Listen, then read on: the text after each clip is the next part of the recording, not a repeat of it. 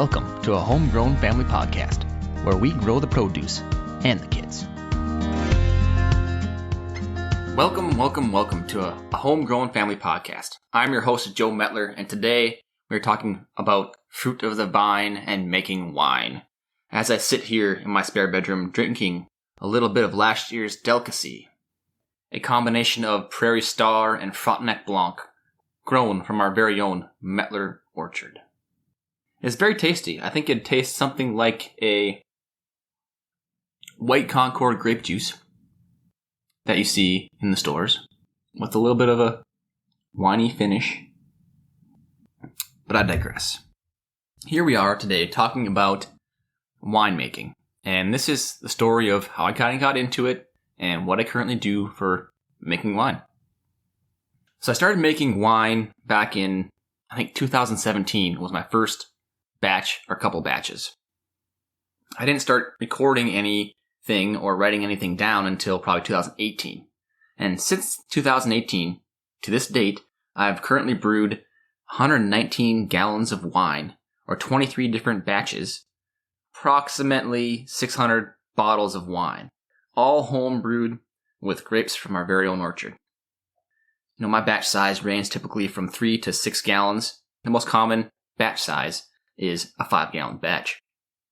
So I started brewing or making wine in part because my dad and brother started this orchard, and what better thing to do with some grapes other than make some wine.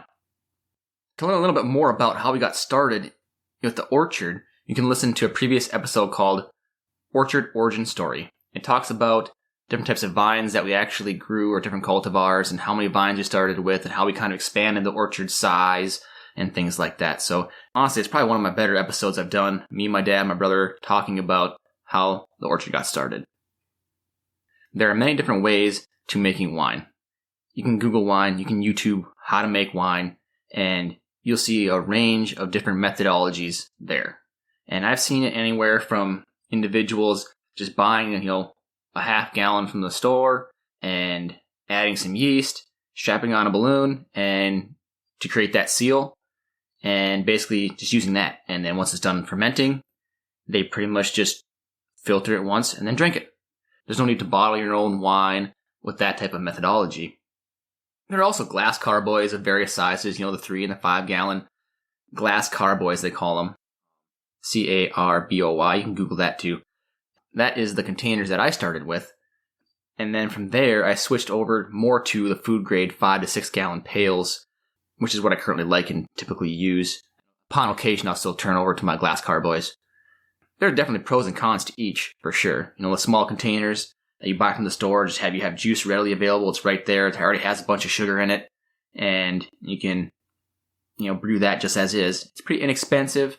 You don't need a whole lot of equipment. You don't need a siphon to transfer the juices or the wine from the main fermenting container to your bottles. And then you don't need a bottle or cork, so that kind of saves some money there too. The one thing that's kind of nice about those small batches in that size, or perhaps doing even like a 3-gallon carboy batch versus a 5-gallon carboy batch, is that if the batch doesn't turn out, you don't lose a whole lot. But I've definitely brewed a bad batch or two. Usually it ends up being on the dry side. When I first kind of started out making wine, I didn't do any back sweetening, and so I didn't add any sugars after fermentation to sweeten it up a little bit. The last couple of years, though, probably since 2000, I've been doing a lot more back sweetening, and that has really increased the quality of my wine. Kind of getting back to the containers here a little bit, carboys, those glass containers are more expensive. They're harder to clean because, it's only like a tennis ball size hole on the top of the container, and so you have to get like a specialized brush to be able to brush it out and get rid of all that sediment in there. And if you drop them, they will break. I've definitely shattered a couple of carboys in my time. One of the biggest perks of a carboy is that it can result in less sediment or air contact with the wine also. You'll have less sediment that builds up on your glass than comparatively to plastic pails. I'm not sure entirely why. Perhaps the pails are just slightly more porous, allowing that sediment to kind of cling to the plastic. Less air in contact with the wine is also a perk of a carboy or a pro, because it results in less oxidation of the wine. And if you read into winemaking at all, they talk about, how in your re-rack, you got to make sure you don't get bubbles in there to oxygenate your wine. And the less contact with the air, the better. It's important for preservation and shelf life of your wine. And plastic pails are basically the opposite, right? They're inexpensive, rather easy to clean. You have a big, huge circle that you can stick your whole entire arm and shoulder in if you want. And they don't necessarily break. You might lose a handle here or there, but one can assume that you're getting an increased oxygenation amount because you have more surface area exposed to the air during transfers and re-racking. Re-racking is just when you put it from one container to another to clear out the sediments and have an opportunity to add more additives and things like that, which you will kind of want to minimize when you're taking winemaking to a really serious level. And sometimes I quite frankly don't really care how much oxygen I get in my wine. My wine tastes good. I like it. And I don't really save it for more than like 3 years. I'd say my typical wine shelf life, 3 years. After that, I'll kind of start tasting a little bit of vinegarness. But I was more careful with my oxygenation and how much wine and air I let intermix and things, that maybe I could get a 5-year lifespan. I don't know. It's not quite to the specification of like a commercial winery. The next thing I want to do is go over a couple of the things that you need in order to get started. And so you need a container, right? You need your juice. You need yeast. And I'd probably consider doing a specific wine yeast. I'll get more into yeast here in a little bit.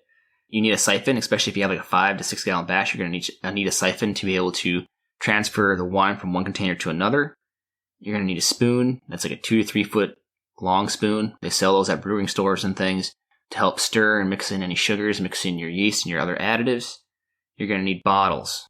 So when I first started out, my dad, drank a fair amount of wine here and there. And I asked him, hey, can you start saving the bottles for me? And so I brought these bottles home that had labels and the shrink wraps on the caps or the tops of the wine. And so I had to cut those off, and then I had to soak bottles and peel away the labels and everything. And that was definitely a process. But now that I've kind of reached my maximum output pretty much without getting more commercialized per se, is that I pretty much get the same bottles back because I make these batches and I give them to my siblings. I have 6 of them, so it doesn't take very long to go through this batch of wine. Typical batch of wine for me for 5 gallons is I usually clean 25 bottles.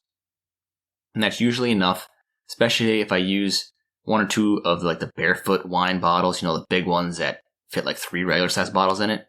And make a couple of those for the big parties, and everything. So, and that by I mean family get-togethers. And so you gotta clean bottles. And in order to clean bottles, you also need sanitizer. And so in the previous episodes, I talked about, in the canning juice and juice extraction episode, I talk about sanitizer. And so I use Star San. I think it's 1 ounce per 5 gallons. And it's been a really good sanitizer for me. It's been an acidic sanitizer. And it's supposed to be rinse-free. So you can sanitize and then you just let it dry, and it's supposed to be rinse-free. But I like to rinse things anyways. Even though your wine itself is pretty acidic, this is... my wine is usually about like 3.5, 3.2, and this solution brings it down to like a 2.5, 2.3, depending how strong of a solution you make. But you need sanitizer to be able to, make wine that's not going to get contaminated. And then it's kind of on the same token as sanitizer, you need airlocks, right? In that case, I mentioned about a balloon to ferment with. So the air escapes into the balloon, but nothing can come into the carboy or the fermentation vessel itself. And so you need like an airlock, which is what they call them in the industry here and brewing world, that will help transfer, air safely without bringing more air in during the fermentation process into your fermentation vessels. And so you need to put sanitizer solution in between there so that way the air passes through the sanitizing solution. And then speaking of bottles, you're going to need corks. And here I have in front of me the type of cork that I use. It's called a C-2 space 08-13, which I think it means it's a 13 size cork. But it's like not like a true real cork, but it's like a synthetic type true cork, if that makes any sense. But that's the size I use and have used for the last 5 years. And this year I ordered this same exact size cork, but I switched over to a different style of cork. So they're not all alike. You get your synthetic corks, your real corks, and your things like that, and it doesn't seem like they're always the same size. So I've been having to push these corks in pretty hard this year because they're not fitting a whole lot of bottles real well, which is oftentimes resulting in a broken cork when I try to decork my bottles, unfortunately. So then, in order to put the corks in, you're going to need one of the corker. There's many different types of corkers. The two-handled lever corkers you just push down, and there's the desktop corkers that you put the bottle under, and the machine does it for you. Just depends on what you want to spend your money on, I guess. I think that's pretty much all of the tools and equipment side of things that you would need. The next thing would be like the different types of additives that you'd need. Of course, I guess yeast is an additive. But the first type of additive that you'll need is Camden tablets. And I talk about this a little more extensively in the juice extraction episode. But Camden tablets is what you use when you first have your raw juice from the grapes, and so it keeps the wild yeast from fermenting. It'll use to kill bacteria and prevent mold growth. It's used to initially sterilize your juice or your must. So that's the Camden tablets. This again is what I do and what I use. Some things you can give or take on a little bit. And so I use potassium metabisulfate as an antioxidant to help remove suspended oxygen, as a tool to help slowing aging and things like that. There's also potassium sorbate that you will need. You don't necessarily need the potassium metabisulfate, but I'd say that you need the potassium sorbate, especially if you're going to be back sweetening. You wouldn't need the sorbate if you don't plan on back sweetening. If you plan on back sweetening to make your wine more sweet, you need potassium sorbate, which helps prevent the renewal of yeast fermentation. And then I also use yeast nutrient, which helps ensure that all the building blocks are there that the yeast needs to multiply and produce and to be able to ferment the wine or the juice. I use pectic enzymes to help destroy the pectins, breaks down pulp, and helps pressing more efficient. I don't necessarily use it for that purpose, but that's what it should be used for. So if you have a pail full of juice, grapes, skins, stems that you kind of crushed with a manual crusher, put all in the same pail, and want to ferment all that at once, you want to add some pectic enzyme to be able to help extract more of that juices and that flavor and everything. I primarily use it as a way of reducing the haze or pectin haze that can happen with wine making, and so I use it to help increase the clarity of my wine. And then there are a couple optional tools that you could use. For example, if you want to put shrink wraps on top of your bottles to make them kind of look fancier, you'll need the shrink wraps, and you probably need a heat gun to be able to shrink the wraps onto the bottles. And if you want to use labels of some sorts, I just use like your garage sales type labels, the little green, yellow, pink type of labels that are round circular. I'll put a little tiny FB for Frontenac Blanc and then 23 for 2023 or something like that. I also use some other labels that are like an inch by inch, and I'll write a little bit more information on those, like 13% ABV, alcohol by volume, and things like that in my ratio. For example, that wine that I was drinking here, the Prairie Star is 60% Prairie Star, and it's 40% Frontenac Blanc, and has an 11% ABV, and it was made in 2023. So I kind of write different things like that onto my labels. So that's pretty much all I use, I believe. But I'll probably spend more time talking about what I use and what I actually do as a process here. So what does the process entail? It's really not too complicated. My process has changed a little bit over time.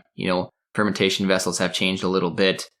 The type of yeast that I use has changed a little bit. I started back sweetening the last couple years. And so there's a little bit of changes here and there. But going back to our juice source, which is going to be the biggest thing, a Frontenac Blanc all by itself may not have the same quality as, Prairie Star and Frontenac Blanc mix. So the juice that you have is the foundation to a good wine. And so in the early years, my brother and I, we didn't really pay too much attention to the sugar content or bricks of the grapes as we harvested. We weren't selling to any wineries, we weren't selling to any cideries or anything like that. And so since we weren't selling them, we kind of just, hey, these look like they're about ripe, and we picked them and we crushed them and put them through the destemmer and everything like that. And lo and behold, you have a drier wine because the bricks or the grapes are less sweet to begin with. Later on, we found out that wineries want grapes at a certain bricks, and each cultivar they want at a specific bricks. And in general, we want it between 17 and 22 bricks. I'd probably say 20 bricks is the most common. So we started selling grapes to wineries, and they want a certain bricks. And from there, we were harvesting at certain bricks, and if there's certain cultivars that they didn't want in a particular year, that's what I would use to make our own wine. So this year, I primarily have all white wines because the winery that we sold to wanted the red grapes. And so kind of going to the end of our fruit harvest and juice extraction episode where we put all the berries through the December decrusher and we press it and everything. We add the 5 Canum tablets, 1 per gallon, into this pail. And now we have the pail. I transported the pail to my basement where all the fermentation magic happens. And you wait 24 hours. So let the Canum tablets do their thing. They're going to release some of that sulfur dioxide. And so when you first pop that pail back open, let it vent off for a little bit. You don't want to stick your nose in there and get a big whiff. It might smell a little sulfury, Let it air out a little bit as you're adding your yeast nutrient, and your pectic enzyme. Pectic enzyme should really be added in the must, like I mentioned earlier, before fermentation starts or begins, to allow some of that pectin to break down. And then as far as yeast nutrient goes, I add 1 teaspoon per gallon. You can buy yeast nutrient readily online. You can make your own yeast nutrient, which I haven't done yet, but I might look into. And then you add your pectic enzyme, which is a half a teaspoon per gallon. So oftentimes my batches are 5 teaspoons of yeast nutrient and 2.5 to 3 teaspoons of pectic enzyme because I have 5 to 6 gallon batch. In terms of my yeast, I went to a local brew store, I guess. What they had on hand was this brand of Red Star yeast. And so that's kind of what I used. I think it was mostly a store used for brewing beer, but they said that these would work well for wines as well. And so the yeast that I like to use for white wines is the Côte des Blancs. It's COTE des Blancs, or the Premier Blanc yeast. And so I started off using the Premier Blanc. And then I also heard that the Côte des Blancs will work for white wines and also like blushes. Instead of buying a bunch of one type of yeast, I kind of got a yeast that's multi-purpose. For the red wines, I like to use Premier Classique or Premier Cuvée. Classique is Calssique, and Cuvée is Cubee. And so I like to use those different types of yeast for my red and my white wines. In general, I'm thinking about trying a couple other different wine yeasts, and that'll have to come up as a different episode. I'm not sure exactly which ones I'm going to try yet. So kind of change and fine-tune some of my methodology here with my yeast that I use and see if I can depict a different flavor using the same exact batch of juice. And so then you do all that, you stir it together, put the lid back on with your airlock. As far as the fermentation process goes, fermentation can happen and be completed in 2 to 3 days, 5 days maybe. You can kind of tell because your airlock stops bubbling for several days in a row, and then you kind of know your process of fermentation is completed.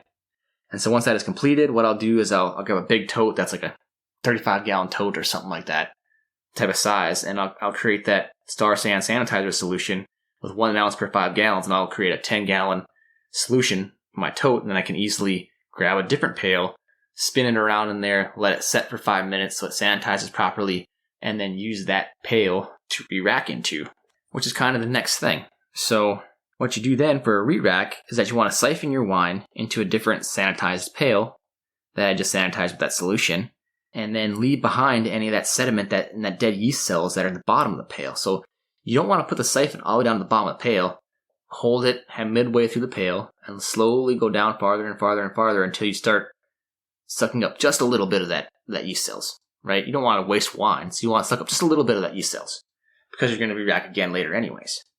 So during this time, so what I'll do is I'll re-rack. And so all I have is this wine without all the sediment in the yeast cells in a new pail.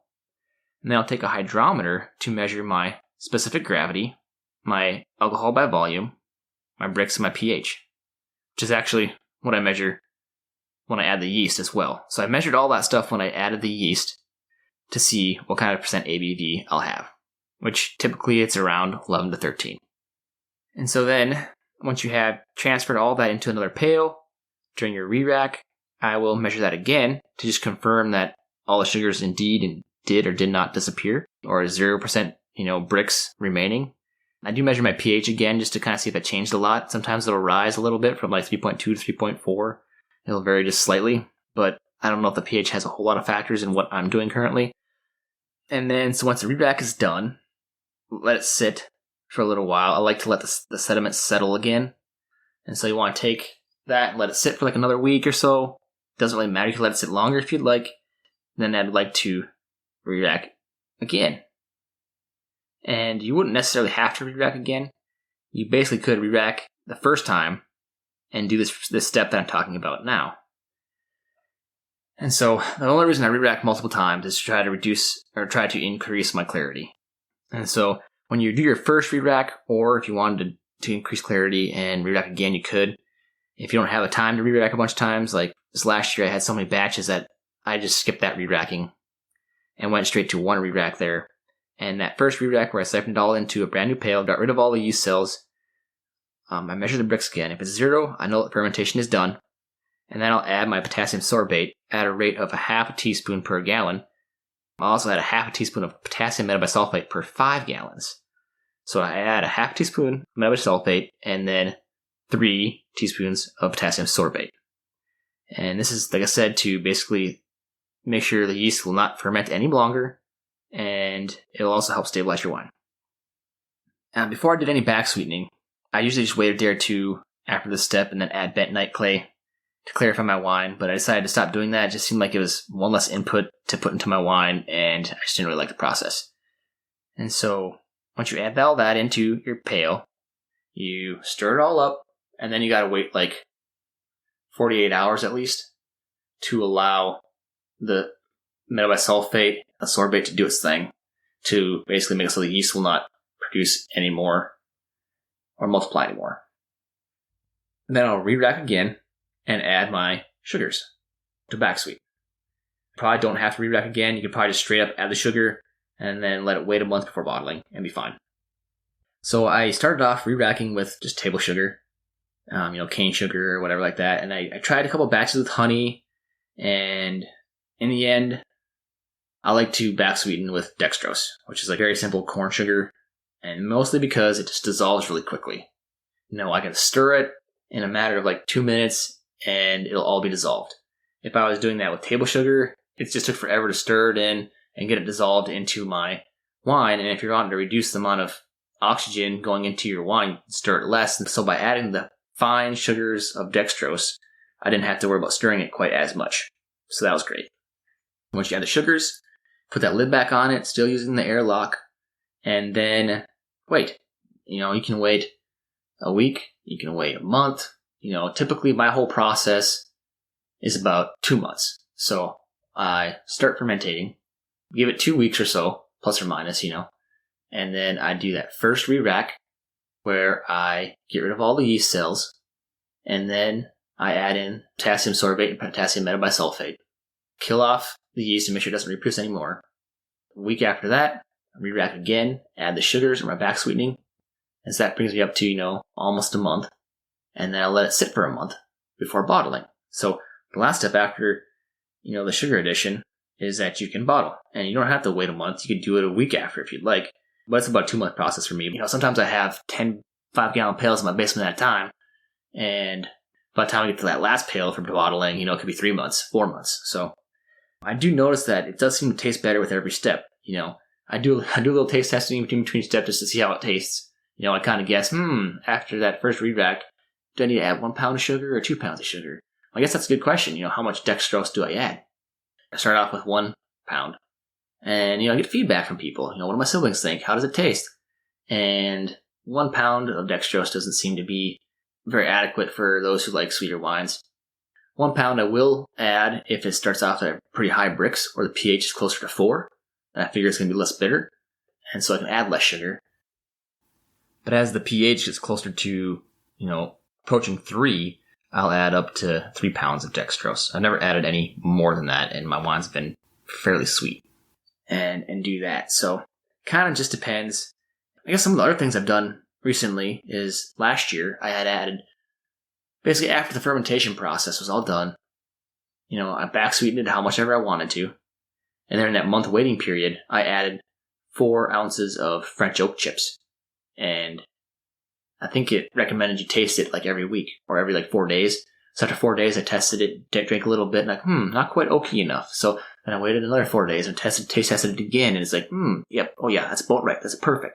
And so I really liked that one. That was a I use the grape Savoie, and that's 100% Savoie with French oak chips, and it tastes really good. And as it's been sitting about a year, it's getting a little bit more oaky as the time goes on. So it's been one of my favorite wines so far. And this year's been quite a variety with the different whites. We tried a Louis Swenson all by itself. We tried a Louis Swenson and a Prairie Star. We tried that Prairie Star and Frontenac Blanc. And then we had one blush wine that we tried, which was a 60% Prairie Star, 20% Brianna. And I did a 100% Brianna wine before. That's pretty tasty too. So this one was a 60% Prairie Star, 20% Brianna, and 26% Marquette, which was the red grape. And so that one turned out pretty good. I thought it had a little bit of bite to it, but it's kind of grown on me a little bit over time.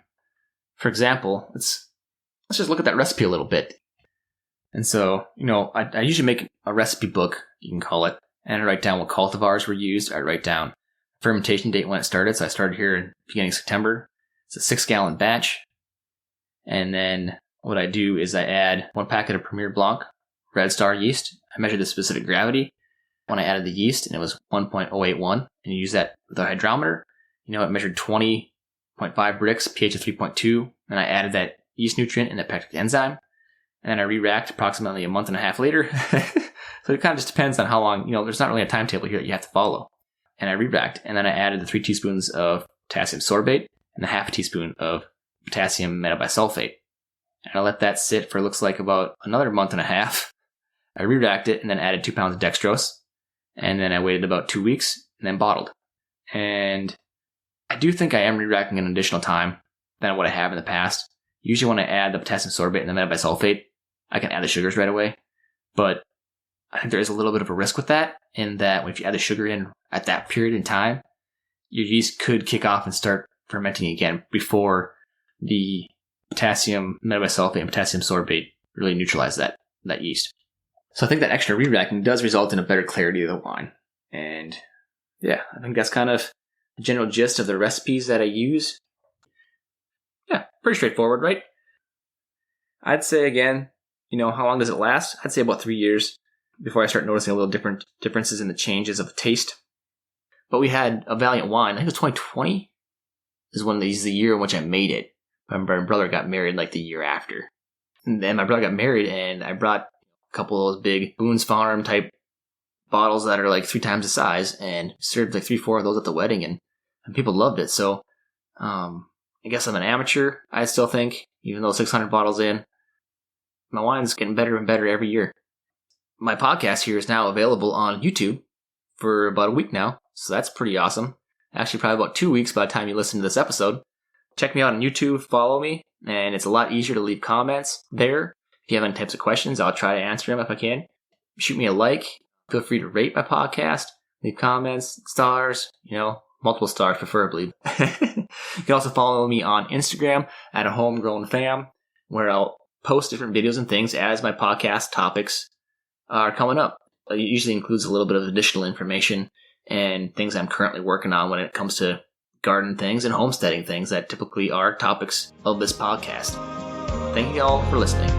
Happy New Year.